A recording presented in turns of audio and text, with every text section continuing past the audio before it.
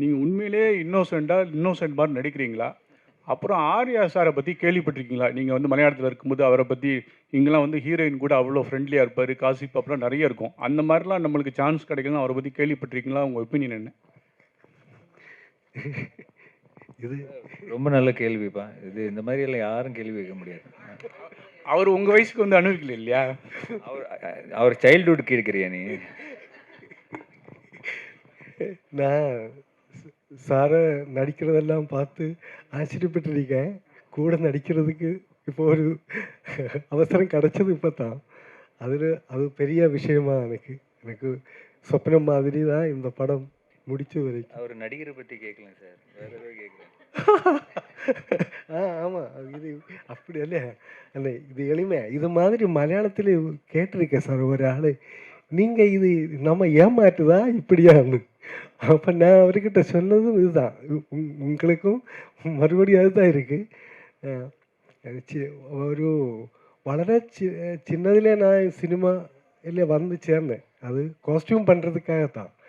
அப்போது என் உடம்பு அவ்வளோ ஏதோ எனக்கு நிறைய அந்த மாதிரி பேர்கள் இருக்குது. நீர்க்கோழி, நத்தலி, சுண்டலின்னெல்லாம் நிறைய பேர் இருக்குது, கொடைக்கம்பின்னெல்லாம்.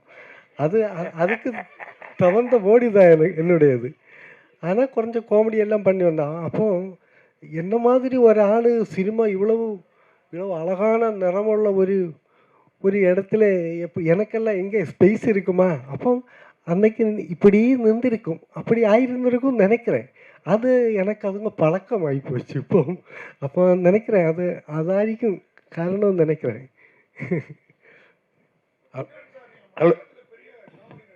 Sir hello. சார், தமிழில் உங்களுக்கு பிடிச்ச காமெடி நடிகர்? ஏன்னா நீங்கள் இன்னைக்கு சீரியஸ் கேரக்டர்லாம் பண்ணுறீங்க, ஒரு பீரியட் காமெடியில் நீங்கள் அங்கே கிங்கு. இன்னைக்கு தமிழில் உங்களுக்கு பிடிச்ச காமெடி நடிகர்? நம்ம குரு மாதிரி தான் நாகேஷ் சார். சின்னதுல இப்போ உள்ளவங்கள இப்போ எல்லாரும் கவுண்டமணி சார், அதை விட இப்படி எல்லாம் இப்போ இருக்குது. கண்ணாசு, நம்ம மற்ற தடிச்சா எல்லாரும் நல்ல காமெடி பண்ணுறது ஈஸி இல்லை சார். ஆனால் எனக்கு அந்த கஷ்டம் தெரியும். அதுதான் கேரக்டர் பண்ணுறது மாதிரி காமெடி பண்ண முடியாது. அது நீங்கள் ஏதோ செய்து யாரும் சிரிக்காமல் இருந்தால் உள்ள ஒரு மாதிரி உரி போயிடும். அதுதான் சார். டைரக்டர் சார், ஒரு கேள்வி. இந்த படத்தில் ஒரு டைலாக் வருது, இந்த இதில் பார்த்தேன் நான் ட்ரெய்லரில். இலங்கையில் முன்னாடி இருந்த ஒரு டெரர் குரூப்போட ஏதோ ஒன்று அப்படின்ற மாதிரி ஒரு எந்த டெரர் குரூப்பை நீங்கள் மீன் பண்ணுறீங்க? இல்லை, அது சினிமா தான் பார்க்கணும் சார். அது கொஞ்சம் சில சினிமையில் இருக்கிற சில விஷயங்களை இப்போ சொல்ல முடியாது. அதுதான்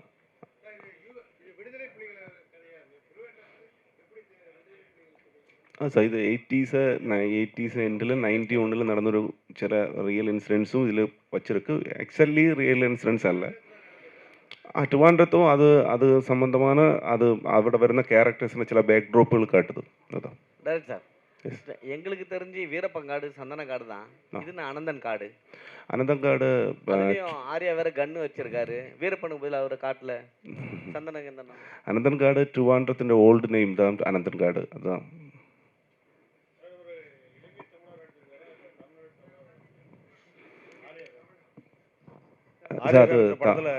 அது படம் அப்புறம் தான் சொல்ல முடியும். எல்லாம் சொல்றாரு. என்ன சார்? இல்ல, அவரு சொல்றாரு நான் தமிழன்னு சொல்றாரு. அதுல கேள், ஒரு ஆள் ப்ளீஸ். படத்துல அவர் நான் கடைசியில தமிழன்னு சொல்றாரு. அதாவது தமிழரா போராளியா நடிக்கிறாரா இல்ல இலங்கை போராளியா நடிக்கிறாரான்னு கேட்குறேன். இல்லை சார், அது சினிமா பார்த்தா தான் பார்க்கணும். அது கண்டென்ட் ரிவீல் பண்ண முடியாது. ட்ரெய்லர்ல சொல்லிட்டீங்களே. என்ன ட்ரெய்லர்ல வருது? இல்லை, ட்ரெய்லர்ல என்ன புரிய வைக்கணுமோ அது மட்டும்தான் சொல்லி இருக்கு. டைரக்டர் சார், பொதுவாக மலையாள படங்களில் தமிழர்களை கொஞ்சம் கேலி கிண்டல் புரியல சார். என்ன சார்? பொதுவாக மலையாள படங்களில் இதுவரைக்கும் தமிழர்களை கொஞ்சம் கேலி கிண்டல் பண்ணி தான் கேரக்டர் ஸ்கெட்ச் கொடுத்துருக்காங்க. இந்த படத்தில் இப்படி ஆர்யாவை ஹீரோவாக்கி அப்படி பண்ணணும்னு உங்கள் எப்படி ஐடியா வந்துச்சு சார்? ഞാൻ ഓൾമോസ്റ്റ് ഒരു 20 இயர்ஸ் அசிஸ்டன்ட் டைரக்டராக டைரக்ட் பண்ணியிருக்க ஒரு 5-6 படம். உங்களுக்கு சொல்லி மாதிரி யாரையும் கிண்டல் பண்ணலை. அது சப்ஜெக்ட்டுக்கு எப்படி இருக்குமோ அந்த மாதிரி தான். ஆனால் கிண்டல் பண்ணி அவங்க நிறைய படங்களில் இப்போ சிவாஜி சார் எல்லாம் நடிச்சிருக்கு மலையாள படத்தில். நிறைய தமிழ் ஆளுகள் அங்கே வந்து பண்ணுது. ஆனால் கிண்டல் பண்ணி அப்படி பண்ணுறது தெரியாது.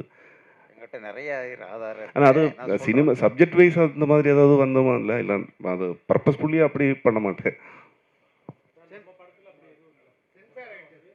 என்ன சார்? சென்சார் முடிஞ்சிருச்சு. ஆரியா சார், உங்களுக்கு கேள்வி. லவ்வர் பாய், சாக்லேட் பாய்ன்ற இமேஜ் எல்லாம் மாறி சார்பட்டா பரம்பரை அந்த மாதிரி மிஸ்டர் எக்ஸ் இது மாதிரி எல்லாம் போயிட்டு உடம்பெல்லாம் முறுக்கேறிடுச்சு. பழைய இளமையான ஆரியாவை எப்போ பார்க்கறது? காதல் காட்சிகள், மொத்த காட்சிகள் இது மாதிரியெல்லாம் இருக்கிற பழைய ஆரியாவை திரும்ப எப்போ படங்களில் பார்க்க? அடுத்த படம் அதுதானே, ஆரியா 40ன்னு ஒன்று பண்ணிகிட்ருக்கேன். ஸோ நீங்கள் அந்த ஸ்டில்ஸ்லாம் பார்த்துருப்பீங்க. ஸோ அந்த படம் வந்து ராம்காம் தான். ஒரு ஜாலியான ஒரு இப்போ ராஜாராணி மாதிரியான ஒரு நல்ல அழகான ஒரு ராம்காம் தான்.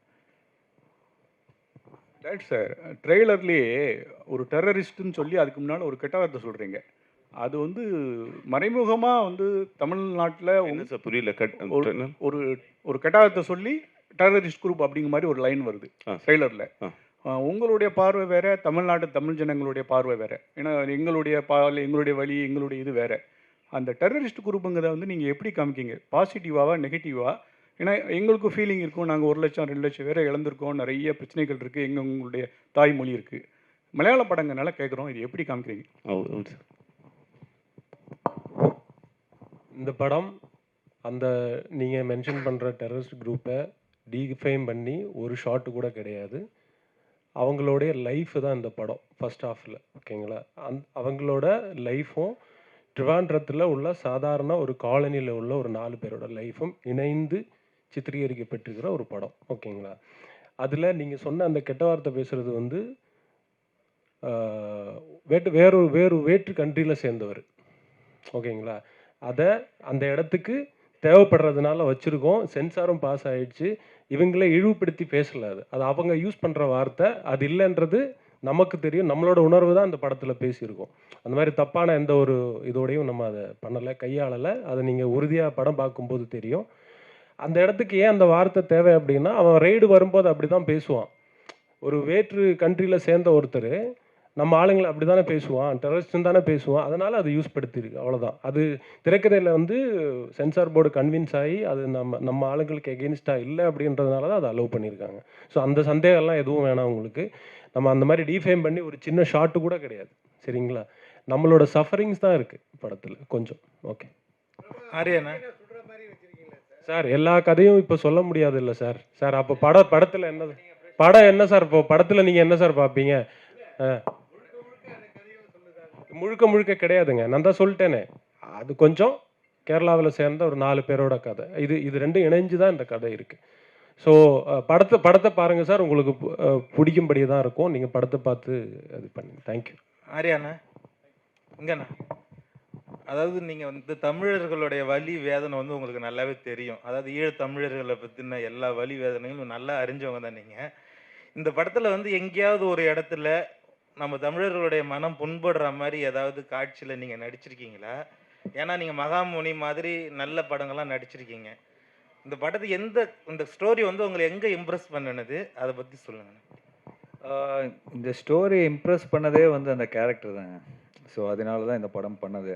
ரொம்ப ஒரு இமோஷ்னலான ஒரு ஸ்ட்ராங்கான கேரக்டர். நீங்கள் படம் பார்க்கும்போது உங்களுக்கு தெரியும் எந்த அளவுக்கு அவர் ரொம்ப சென்சிட்டிவான ஒரு விஷயம், ரொம்ப ஒரு சென்சிபிளாக, ரொம்ப இமோஷ்னலாக, அவ்வளோ பேட்ரியாட்டிக்காக பண்ணியிருக்காருன்னு உங்களுக்கு தெரியும். ஸோ அவர் சொன்ன மாதிரி இந்த கதையெல்லாம் இந்த கேரக்டர்ஸ் வந்து அந்த ட்ரிவாண்ட்ரம் வரும்போது என்ன நடக்குது, என்ன ஆச்சு, அவங்களோட கொள்கை என்ன, நம்மளது என்ன, எதனால இந்த பிரச்சனை வந்தது. ஸோ நிறைய விஷயங்கள் இருக்குது அந்த அதனால தான் முரளி கோபி வந்து அவர் நிறைய லேயர்ஸ் இருக்கும் அவரோட கதைகளில். ஸோ நிறைய லேயர்ஸ் சேர்ந்து எப்படி அது கிளைமேக்ஸுக்கு வரைக்கும் தூக்கிட்டு போகுது, கிளைமேக்ஸில் என்ன நடக்குது. ஸோ இது ப்ராப்பர் ஒரு எல்லாருக்கும் புரிகிற மாதிரி ஒரு ப்ராப்பர் ஆக்ஷன் ட்ராமா தான். அது பொலிட்டிக்கல் பேக்ட்ராப் இருக்கும். பொலிட்டிக்கல் ஃபிலிம் கிடையாது, பொலிட்டிக்கல் பேக்ட்ராப்பில் நடக்கிற ஒரு ப்ராப்பர் ஆக்ஷன் ட்ராமா.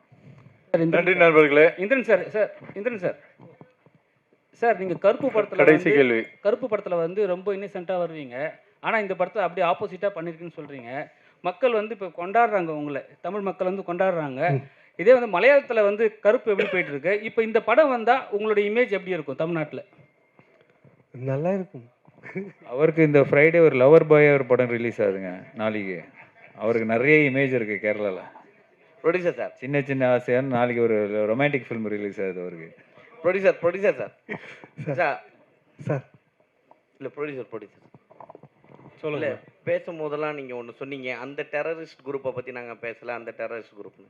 அந்த டெரரிஸ்ட் குரூப்னா யார்? எங்களை டெரரிஸ்ட் தான் சொல்கிறீங்களா? ஆஹா, அதாவது அந்த டெரரிஸ்ட் குரூப்னு சொல்ல அந்த வார்த்தை ஏன் பயன்படுத்தி இருக்குன்றது வெளி கண்ட்ரியில் சேர்ந்தவர் தான் பயன்படுத்தியிருக்காங்கன்னு சொல்கிறேன். அதுதான் சொன்னேன், அதுதான் மென்ஷன். அதாவது இன்னொரு வேற்று கண்ட்ரியில் சேர்ந்த ஒருத்தர் தான் அந்த வார்த்தையை வந்து நம்ம ஆளுங்களை அது சொல்கிறாங்க. அதுதான் அந்த கதைக்களம்னு சொல்கிறேன் நான். எங்க மனநிலையில தான் இருக்கீங்க, டெரரிஸ்டா நினைக்கல அவங்க. இல்ல அதே மாதிரி இன்னொரு கேள்வி, அனந்தன் காடு நீங்க டைரக்டர் ஹீரோ எல்லாம் சொல்றத பார்த்தா தமிழருக்கும் ஆனந்த காடா இருக்கும்னு நினைக்கிறேன். கண்டிப்பா ஆனந்த காடா இருக்குமான்னு தெரியல சார், தப்பான காடா இருக்காது. நிச்சயமா நண்பர்களே, தயவுசெய்து இப்போ நீங்கள் இந்த கேட்ட கேள்விகளில் இதோட முடிச்சுட்டு இதை தம்ப்நெயிலா பண்ணாம பாசிட்டிவா சப்போர்ட் பண்ணீங்கன்னு நான் நம்புறேன். இல்ல இது ரியா சார், இது வந்து படம் வரும்போது தான் இது. இப்போ நம்ம இது கொஞ்சம் இன்டென்ஸான ஒரு ஸ்டோரி உங்ககிட்ட இப்போ ரிவீல் பண்ணால் அதோட சாரஸ்யம் போயிடும். நீங்கள் என்ன first half of the film is very very important. இப்போ நான் வந்து எல்லாத்தையும் உங்களுக்கு அது கன்வின்ஸ் பண்ணோன்னா என்னால் இப்போயே கன்வின்ஸ் பண்ண முடியாது கதையை சொல்லி. சார் இதைத்தான் சார் நாங்கள் சொல்லியிருக்கோம் நான் சொன்னால் அப்புறம் மூவிக்கு வந்து இது இல்லாமல் போயிடும் இல்லைங்களா. அதனால் நீங்கள் பார்க்கும்போது நீங்கள் ரொம்பவே வந்து பாராட்ட தான் செய்வீங்க. அது தப்பான எந்த ஒரு நோக்கத்தோடையும் இந்த படம் எடுக்கலை, தப்பான எந்த டயலாகும் இதில் கிடையாது. அது இன்னொரு கண்ட்ரியில் உள்ள ஒருத்தர் நம்மளை சொல்கிறது தான் அது சித்தரிச்சிருக்கு. நன்றி நண்பர்களே. அப்புறம் முக்கியமாக இந்த படத்துக்கு வந்து ரிலீஸ்க்காக மிகப்பெரிய சப்போர்ட் கோகுலம் ஃபிலிம்ஸ், பெரிய பெரிய படங்கள் கேரளாவில் பண்ணுற ஒரு தயாரிப்பாளர், அவருக்கும் அவரோட குழுவினர்களுக்கும் சுஜித், கிருஷ்ணமூர்த்தி சார் எல்லாருக்கும் என்னோட நன்றி இந்த தருணத்தில் தெரிவிச்சுக்கிறேன். அவங்க ரொம்ப ரொம்ப சப்போர்ட் பண்ணி தான் இந்த படம் இப்போது ரிலீஸ் ஆகுது. ஏன்னா இப்போ இருக்கிற ஓடிடி சினாரியெல்லாம் உங்களுக்கு தெரியும். ஓடிடி எல்லாம் சேல் பண்ணாமல் 60 கோடிக்கு மேலே எடுத்த ஒரு படத்தை இப்போ நம்ம ரிலீஸ் பண்ணுறோம். முழுக்க ஆடியன்ஸை நம்பி தான் நம்ம ரிலீஸ் பண்ணுறோம், கடவுளையும் நம்பி ரிலீஸ் பண்ணுறோம். Thank you so much. தேங்க்யூ. இது உழைப்பு